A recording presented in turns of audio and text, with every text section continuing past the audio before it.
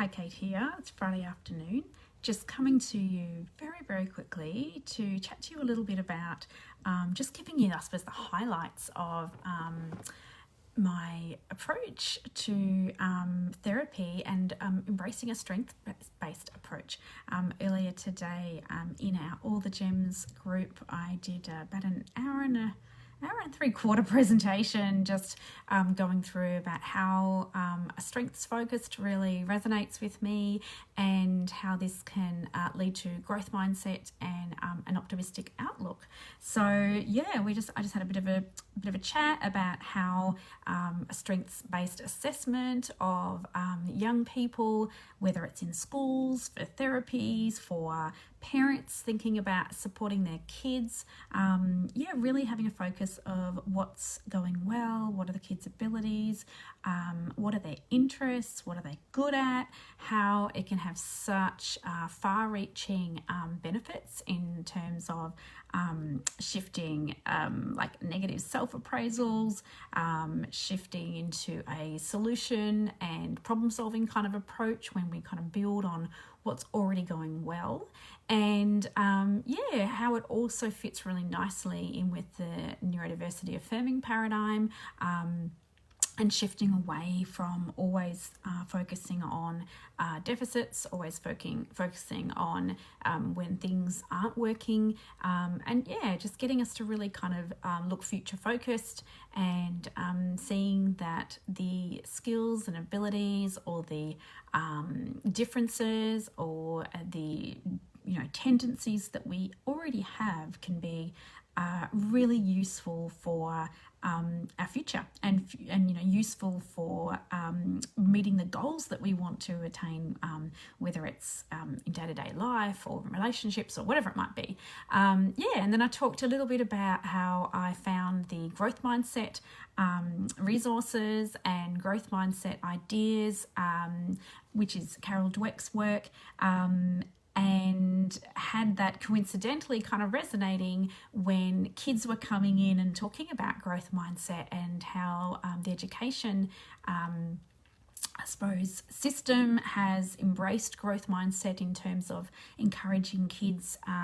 to take notice of how they think about their own ability, but also about their own capacity for learning, and how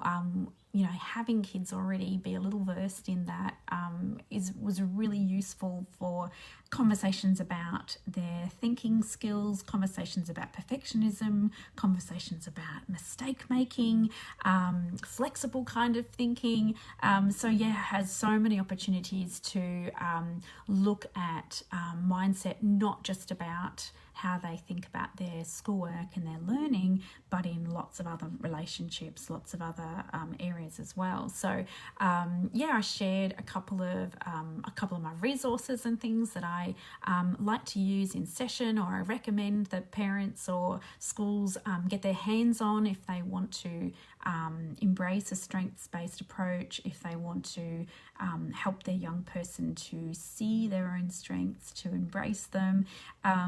and with that, I suppose, idea of developing an optimistic kind of future, an optimistic outlook for our young people and for ourselves. So just sort of talked about those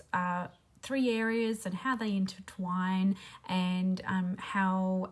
having a strengths-based approach can be really important for developing a sense of safety and developing a really good basis for relationship, and how we know ourselves when we've got a trusting relationship, when we feel comfortable, where we're accepted for who we are, when we're encouraged to celebrate who we are, that's a really good space to start from, and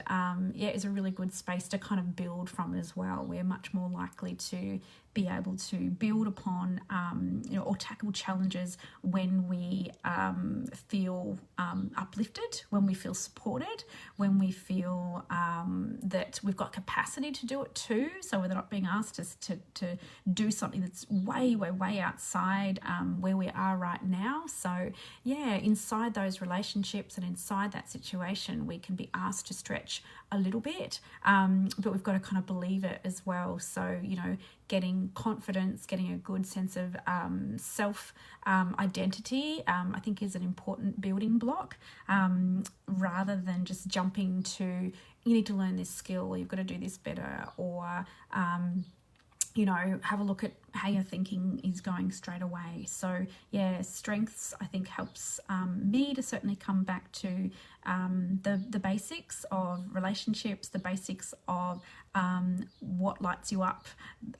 what's going well, and then seeing where that takes you from there, you know, building from there. And that takes time sometimes, and patience to do that. And if it's, you know, that mindset stuff is really challenged, if you've got really negative kind of comments coming from your kid or your teen or your partner or a student or whoever it might be,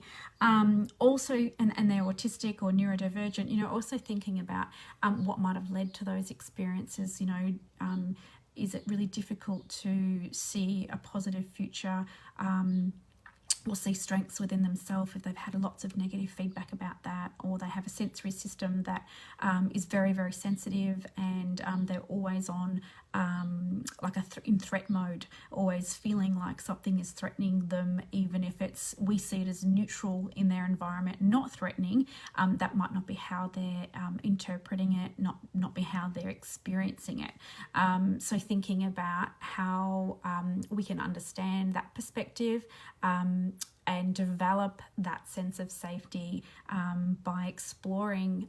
some of the good stuff that is still going on, and amplifying that so that we can build up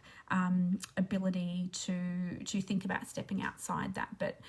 first understand it, and first find that safety within that relationship, and that trust within that relationship, and that can start by looking at strengths. So yeah, if you want to hear more about that and things like that, then feel free to join All the Gems, which happens every month. I share a deep dive, kind of like in a particular therapeutic understanding, or just my ideas on how I do things, and we have a different topic each month, and all the topics are stored